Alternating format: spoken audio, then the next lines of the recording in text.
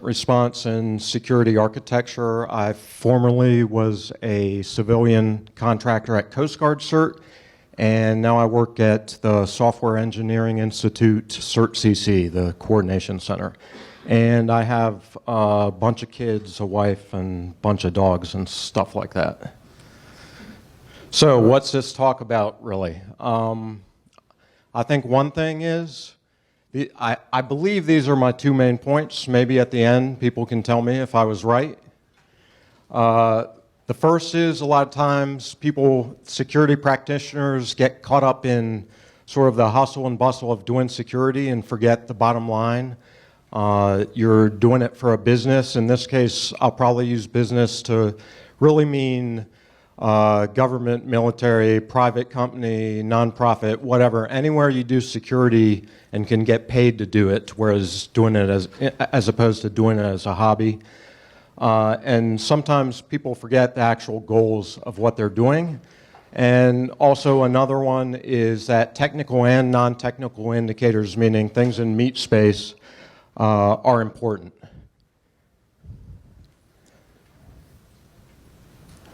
So I'm just going to jump right in. I forgot to check this slide. It shows up fine. So this is an indicator that set off an incident response. Anyone want to guess what it indicates? That's a good one. He said right here, somebody's outside smoking. So that's not a bad guess. Like I said, I do have kids, so that's a pretty good guess. Any others? Lost my keys? No, that wasn't it. I'll give you a little more context and then people will probably get it. When I found that, I took it out of the door first thing, and when the screen door closed the rest of the way, that's our side door, ground floor, I realized that screen door is really creaky. It's really loud. And so when I took it out, I immediately thought, well, I have a teenager in high school. So that's bad news. And then some more context. We had recently remodeled the house, and any real estate agent, I think, who knows what they're doing will tell you, don't do this. Don't put a teenager in the ground floor bedroom, but we did after we remodeled because we had let the other kids all upstairs sharing a bedroom spread out upstairs. So one thing with that, we definitely did not weigh the risk properly. And some more context, I had an inexpensive home lab running a bunch of things like full packet capture, session monitoring, snort, just all that kind of stuff that some of us like to do in our spare time at home, even though we also do it at work. So my immediate response when I found that was to look for more indicators. So I went in my daughter's room, and like I said, she was in high school, and I found two more good Meatspace indicators. One was her screen was from her window, also on the ground floor, it was under the bed. And the other one was the window was unlocked. So I knew right then, obviously, if any of you who either have teenagers or maybe once were teenagers, you know, someone was either sneaking in or sneaking out. So that's what the indicators told me. So the rest of the time here, I'm going to walk through and show you how I investigated it. So the first thing I did after finding the additional indicators, our daughter wasn't home. She was at like a pizza party or something for a friend. My wife went to pick her up from the party, was like, your party's over, come home. We confronted her, and at first she said she didn't sneak out. Her denial was pretty weak. It was really bad. Like I don't care how good or how bad a parent anyone was, they would not have believed her. So then she admitted to sneaking out. And she told a story like, oh, I met my friend out front. She was having problems. She came over. We just sat out front on the curb talking, blah, blah, blah. I was like, yeah, that's still suspicious. I don't buy it for 1 second. So just stepping back for a bit, I hope all through this to draw some parallels between this and doing incident response for business. So I want to point out there are Meatspace indicators you'll see in business. I think a lot of the time, maybe only some of the time, depending what kind of business you're in, who you're doing security for. But just some common examples. It's not really hard and fast, but I sort of think of them two ways. Technical indicators found by users. Example that you get phone calls saying we got phishing email or something's funny is going on with this website. They may describe what essentially, when you translate it from user speak to security speak, it'll be cross-site scripting. And then non-technical indicators like, for instance, company A, or country A sees that country B has a jet that looks exactly like theirs, even though they've never sold any jets to them or any plans or something. That might tell you, hey, someone stole our plans for this jet. Or same thing with a company. You're about to release a product, and suddenly you see someone has a competing product that's basically exactly the same. Maybe they just had a similar idea and came out with a product, maybe not. Maybe you need to look and look at all your monitoring and figure out, did someone actually get in and steal our plans, our engineering plans, what have you. Other obvious ones, I mean, say you're a small business, front door's broken down. That's a really obvious one, but it's still an indicator something happened. So back to my incident response.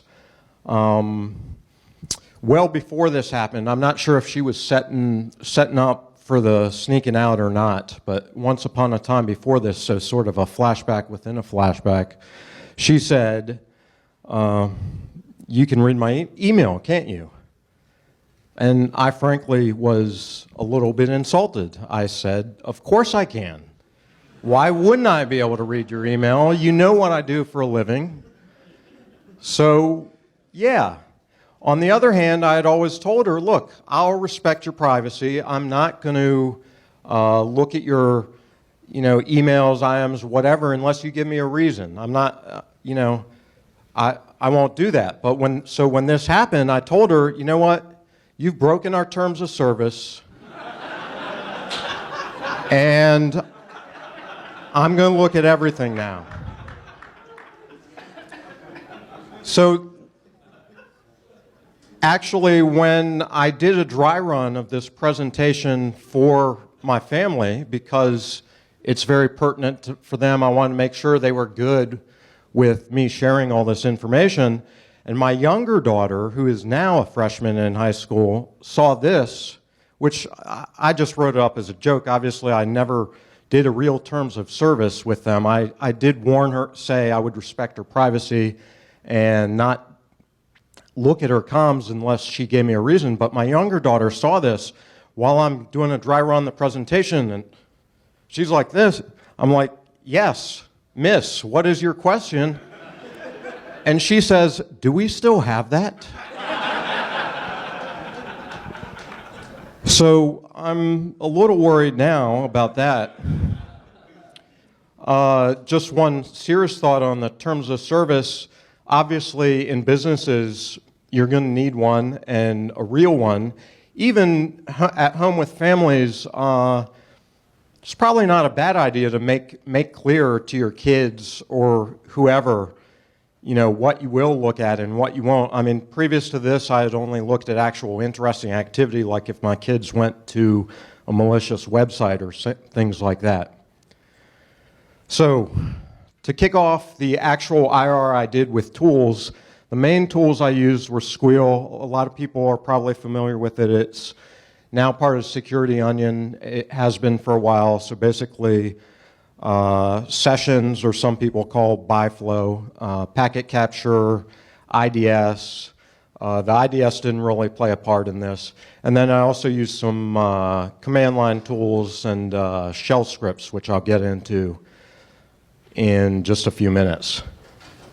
Now, one thing to note about this is I could have also used IDS, like for instance, if my kids used IM or things like that, you could, with policy alerts, you could have alerts just letting them know when they were letting you know when they were using IM or things like that, so you could look at it. And my opinion as a parent is you should make it clear with your kids, if you're going to look at something, tell them, warn them about it. Don't be sneaky about it. I think it's better to just tell them, look, I'm going to be this way as a parent, and try to stick to it as much as possible. So the initial investigation, there are some definite parallels for this and business. So you need context. I knew she's in high school, she's sneaking out. She's probably sneaking out on weekend nights, Friday night or Saturday night, which means she gets home Friday, she IMs with her friends to plan sneaking out, and then the next morning maybe they're IMing again to talk about how awesome it was. Oh, they didn't catch us, it was so fun, that party ruled, all that kind of thing. So I would just do a query. Now this is an actual query. Unfortunately, I've lost the hard drive that had all these packet captures from when it happened, so I just mocked this one up. This is just like on a query on Friday, October 2nd for IRC, actually. And so having that context in a business is just important to know what you're looking for. It helps a lot if you know what's normal on the network, what people should and should not be doing, hours, if you have regular business hours versus 24/7, all those things matter when you're trying to do incident response. So this is then just an example in Squeal. You find so I find the IRC. In this case, the example for her, she was actually using IMs. And look at it, this is just a screenshot of me sending a help to Nick Serve on an IRC network. But in her case, I found some actual IMs showing not only was she sneaking out, but she was doing many things you don't want your child doing in high school, which probably most of us also did. I would say if you could, maybe I should have put a Venn diagram up, like all the things teenagers do when they sneak out, and the things my teenager did was definitely all inside there, but it wasn't the whole thing. So she was doing some of the things, but not all the things. So then after that, we obviously talked to her, she's punished, all this sort of thing. And at that point, it was a decision point for me, because I had to decide, well, so now what do I do? I want to investigate and do more, but if I manually look at all these transcripts in Squeal or what have you, it's going to take a long time. And frankly, just by talking to her and scaring the crap out of her that I know everything, I had mitigated any further incidents in the immediate future, at least. I knew that just by talking to her, she wasn't going to sneak out at least for the next few weeks, probably a lot longer, but I knew then I could sort of relax and do a full investigation. And that's another context thing. If you're doing response for a business, you have to know whether or not you need to take immediate action, you have time to respond, how deeply you really need to get into things to know what's going on. It's very important not to work every incident the same way. You have to use experience and knowledge of the business context to figure it out. So I made an immediate adjustment. I said, you know what, this is dumb. Let me just whip up a really ugly shell script to take Doug Song's message snarf and cycle through every packet capture I have. This one is just an example. I think this will work on like the default security onion directory layout for packet captures. The real one I used also had some other things, like I had to do some use sed to replace some stuff for formatting. All I did was whip up the script, dump everything into an HTML file, leave it running overnight, and that way I could review it at my leisure and figure out the full extent of how long she had been doing it, what was going on. And I think this is important also for business. You have to be somewhat flexible and understand maybe when your tools aren't good enough or are not efficient enough. Like, I wasn't going to waste hours and hours manually doing queries and pulling out all this stuff. I said, well, it's no rush, so I can write the script, leave it running, it's done whenever it's done, and I'll look at it later. And the other thing to note, I'm an analyst, I'm not a developer, so any scripts I write are going to be ugly. All they have to do is work. Hopefully in business, you have someone you can fall back on. If you have something like this that actually works, you can pass it off to a real developer to clean it up, make it available to all the analysts, and things like that. In my house, I guess one of my sons started learning Python 2 years ago, so he would be my dedicated developer, I guess. That's right. Yes. Well, I'll get to some of that in lessons learned, hopefully. So the results from this now, so a lot of this I had to recreate after, but this, I still have the actual chat logs HTML file. When I do an LS, it's 2.1 megs, and word count, it's got 15,000 lines, more than 15,000 lines. So it was a lot of chats I had to go through. The other thing to note, though, is it showed one problem with my script. I actually did not differentiate between anyone's IMs in the household. So all my IRC chat is in there too, and anyone else who's IMing. So obviously, when you pass something like that to a developer, that's something they would want to fix, so you could specify, like, say, port, IP, what have you, so that then if you want to run something, it's no longer all screwed up like this, basically. So next, I'll get to a snippet of the actual IMs, and I'll just let everybody read that for a minute. So the blue is my daughter, and the other color is I like to call him accomplice number one.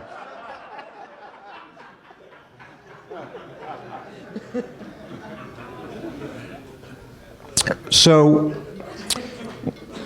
I don't know if you can tell, I've told parts of this story before, and whenever one of my coworkers always says, whenever he's reminded of this, that last line is the best Father's Day gift I could ever hope for.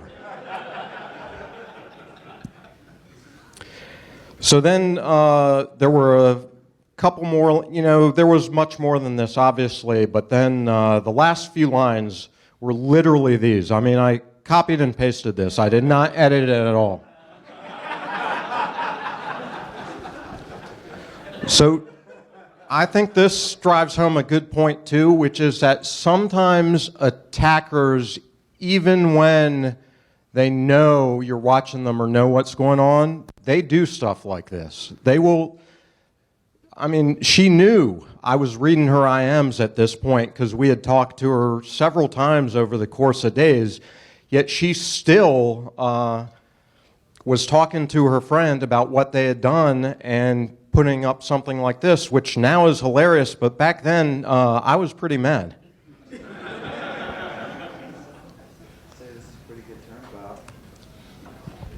So what did this teach me? So one thing, businesses too, you want to learn what, attackers, adversaries, whatever you want to call them, are doing. So just as an example, I sort of learned her TTP for this, so that then if she wanted to do it in the future, if I had wanted to, I could make defensive adjustments to automate catching it. So basically, she would coordinate everything, and the techniques would be, she'd use IM in the exact procedures. She'd do something like, say they're going to sneak out one night, and after our lights are out for half an hour, let's go out. She went through the window. It would have been a better story if, the tennis ball was another time and she just forgot to remove it. So, also another procedure would be put the tennis ball in there to keep the screen door from creaking and sneak out. So by learning this, just like learning TTPs in sort of the real world where you're doing this for money, you can figure out how to help prevent it from happening, or at least detect it earlier, and not go through all this manual investigation, hopefully, to save some time. So then I had to think of defensive adjustments, and this is just kind of spitballing, like some of them may not even actually work, like BroScript to detect when her phone is, I have a mail server in my basement, so to detect when her phone checks in with the mail server during, overnight hours from outside or home Wi-Fi, except actually that wouldn't work because the mail connection is encrypted, so I couldn't actually do that. But sometimes you just got to brainstorm these things. You could do like a script to look at the mail logs, so I could also detect the same thing. It would tell me at least her phone was out of the house overnight, right? And for that, you could even use something like OSSec. Another one, with a house alarm, you could see if it was disabled at night, so she could sneak out. And the last one, and it's highlighted because that's the one I actually did, and we'll sort of get into why. That gets back to one of my earlier points. Just talk to her and tell her to cut it out, because to keep her from sneaking out, I could also board her up in the bedroom and only let her out when, like lock her in her bedroom. But that's not what parenting is about. Just like when you do certain things for business, you have to understand what your business is about. Some of the defensive adjustments, if they break your business, like my business is raising my daughter. As a father, that's my business. So I would be breaking the business if I just physically restrained her from sneaking out. I'm trying to teach her to figure out things on her own. So a little bit about attacker countermeasures. It's interesting when I was thinking of this. One thing she definitely learned was use her phone for texting from that point forward, because as long as she's not connected to our Wi-Fi, it's much harder to monitor. Now, these other things aren't even attacker countermeasures, really. They're just things that have happened over the years, so sort of the same thing that makes us, let me back up. So first, she was actually using a dedicated IM application at this time. Now nobody does that. Everybody goes over web ports, right? Like you have Facebook IM, whatever. It's all web applications. And then, of course, particularly recently, everybody's moving to encryption. So what makes our communication safer also makes attackers' communication safer. And that definitely applies to business. It can make it harder to monitor. For this, I do have to plug Flow a little, because where I work, we do write a lot of flow monitoring tools, our developers, which are pretty cool, but it's definitely harder than being able to just pull up a packet capture and look at the plain text. So at the same time everything's collapsing to the web and encryption, everybody's using all these different apps and things to communicate, so you don't actually necessarily know what to look for when you're in there. You don't know, what their communications methods are. Like with Message Snarf, it was easy. The IM she was using was just basically HTML anyway, so I could just dump it to a file with a few regular expressions to tweak the formatting, and it was easy. Now, with all this stuff, I think I've listed up there Snapchat, Facebook, Instagram, Twitter, WhatsApp, Skype, Kik, Whisper, whatever. You don't know what people will be using to communicate, and I think that doesn't just apply. Yeah, right. But you don't know which one they're going to use for what is the big problem. And they will switch in the middle of communication. Yeah, exactly. Yes, in real world, in business, like malware or actual individual actors will switch things up a lot to make it harder. So, given that, what are some other things I could do, or you could actually do in business with problems like that? There are a lot. Like I said, profiling, sort of knowing your network and the systems on it, understand the business environment, like knowing when people should be at work, when they aren't. Like for my business of being a parent, it's knowing, you know, she's on the ground floor, that was stupid of me, her normal hours, and things like that.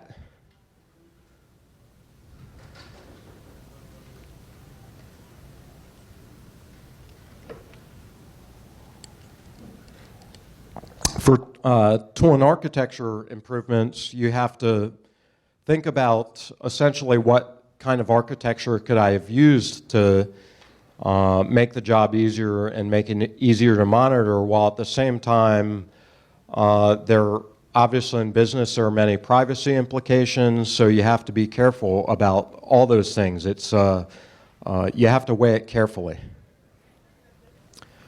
So the summary of that incident response, I used that retrospective analysis to confirm what happened with pretty high confidence. I'm pretty satisfied that I know what happened. I don't think all those IMs talking about her and going out to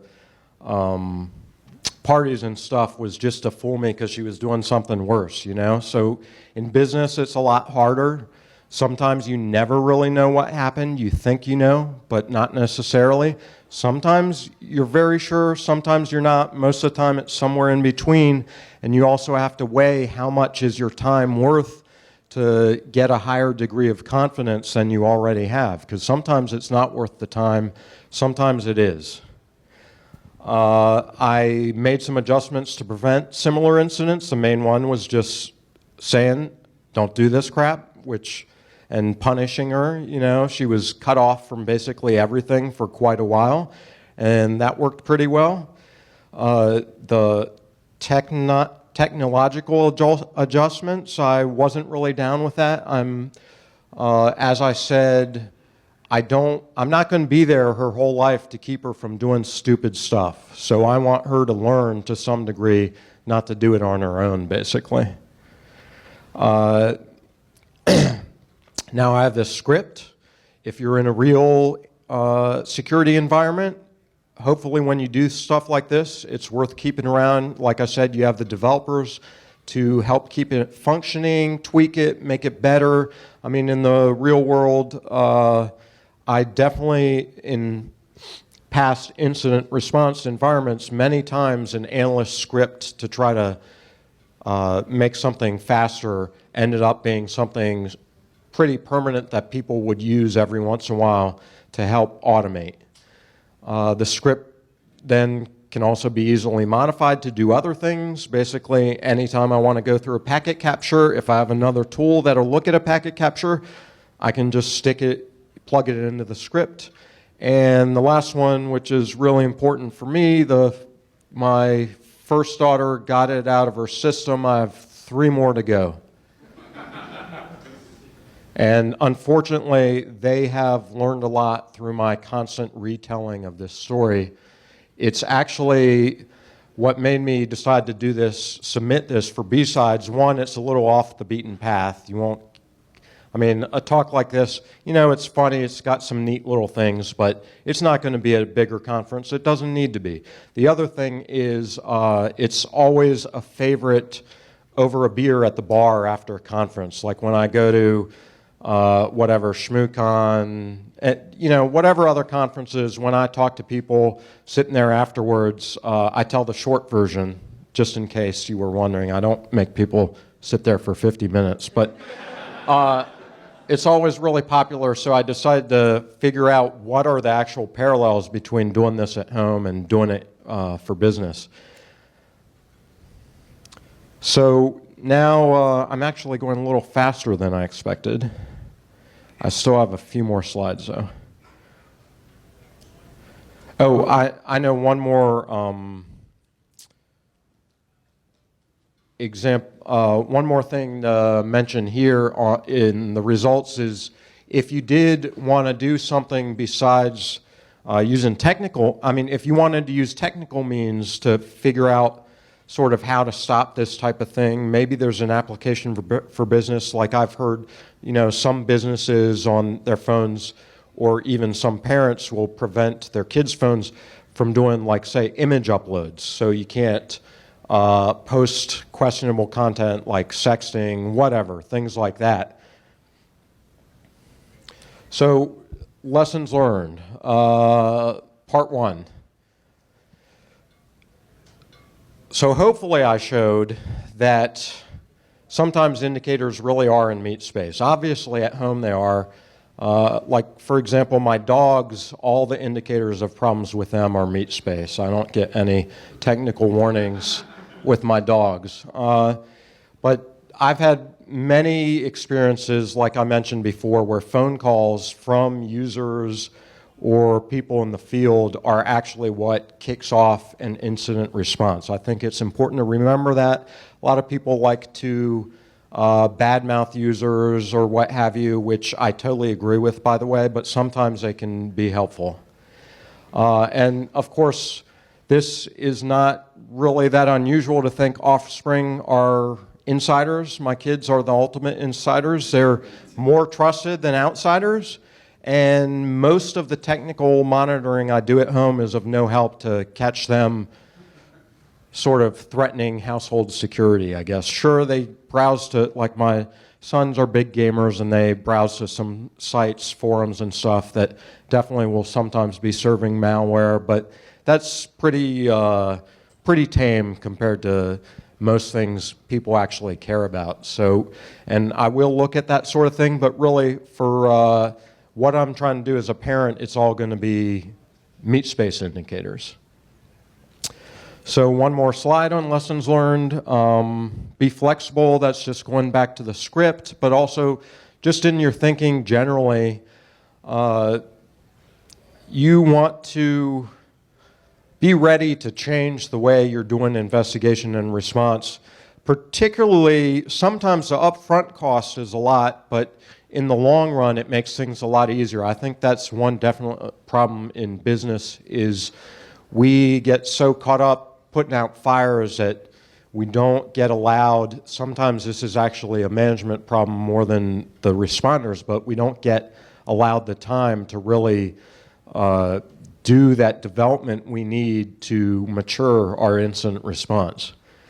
The other thing is understanding the immediate and long-term impact. This goes back to my point of once I had talked to my daughter, there was not really any more need to do more monitoring, increase my monitoring, or change anything else because I knew as a parent she was scared to death of like getting caught again. She knew she was in so much trouble. She was immediately on her best behavior for a while, as I think we all would have been at that age. So that's just a context thing. Know what an incident means in the immediate future and the longer term impact, because if you don't, you will end up wasting time doing things that may not matter actually.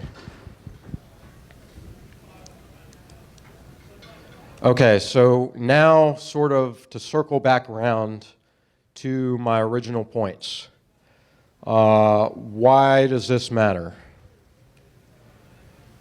So, like I said, I'm not sure I showed it perfectly well here. I gave a few examples, but security exists to protect businesses. It's a means to an end. So I know the keynote this morning, he had some good points about sort of, if you ask a developer, there'll be no security. If you ask a security person, you won't be able to do anything. And I think that's really important because a lot of times in security we can lose sight of that fact. I know I have, in the past I've had that happen where I suddenly realized, wait a minute, as this incident response, I'm asking the business to do something that actually breaks more than just say leaving the box on for a little while or something like that. Just as an example, I have a few examples of this actually. In the past, when VPNing into a business I worked for, the host-based security policy would not let me VPN from Wi-Fi.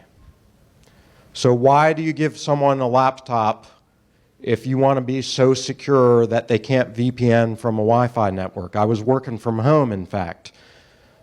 So that's a case of security breaking the business, essentially, because I'm supposed to be able to VPN in. If you don't want me on Wi-Fi, with a business laptop and connecting to the network, don't give me a laptop to connect to the network from somewhere else, basically.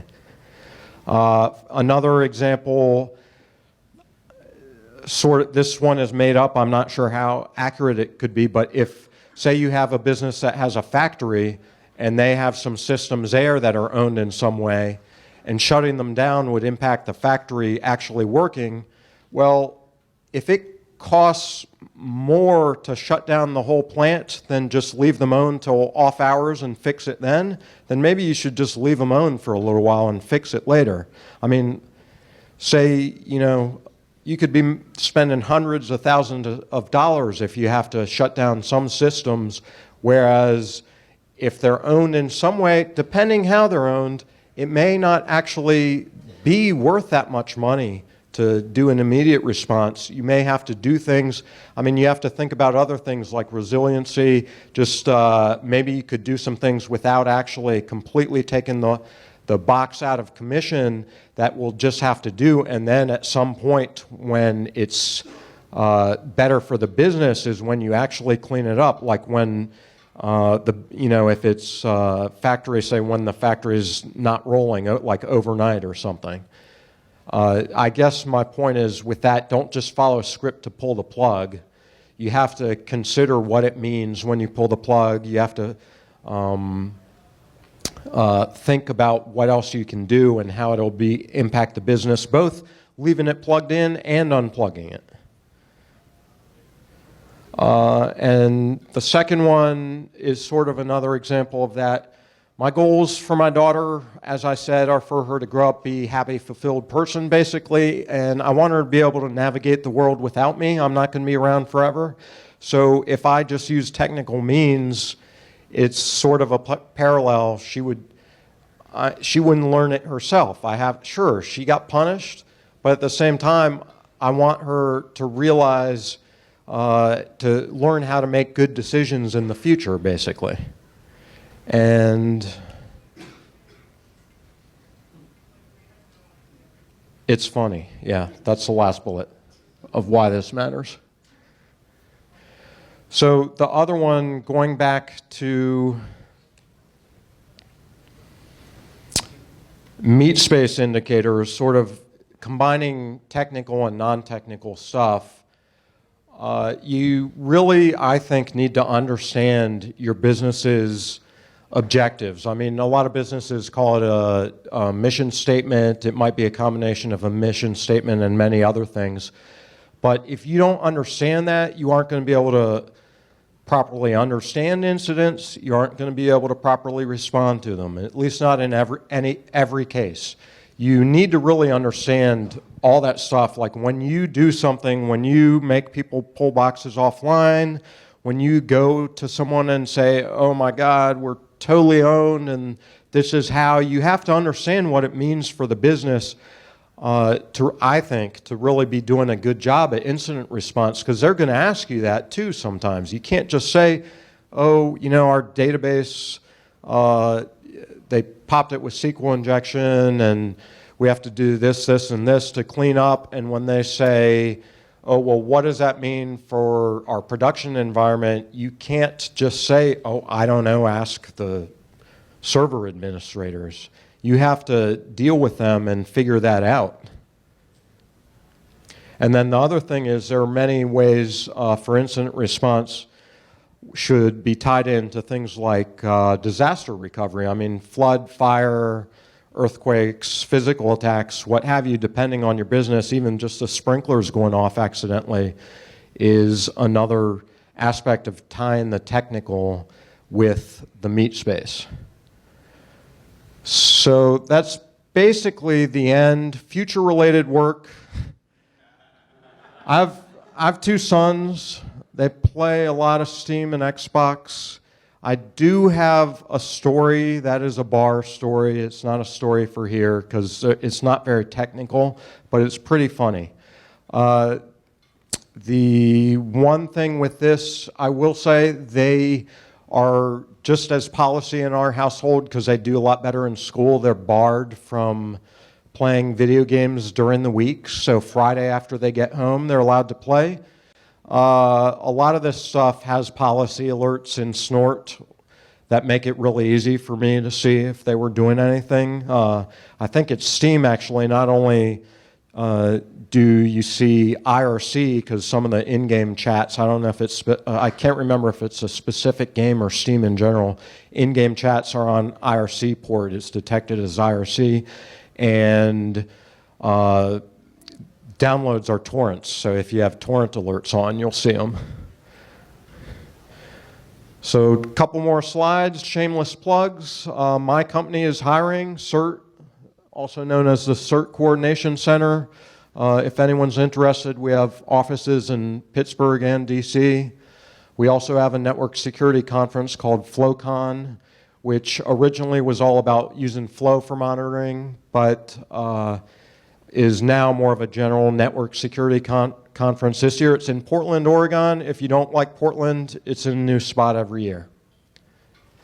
So finally, I'd like to thank my family. Obviously, this would not be possible without them. And are there any questions?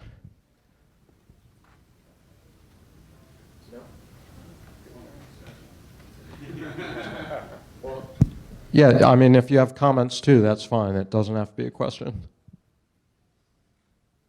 Okay, thank you very much. I guess you'll get out a little early.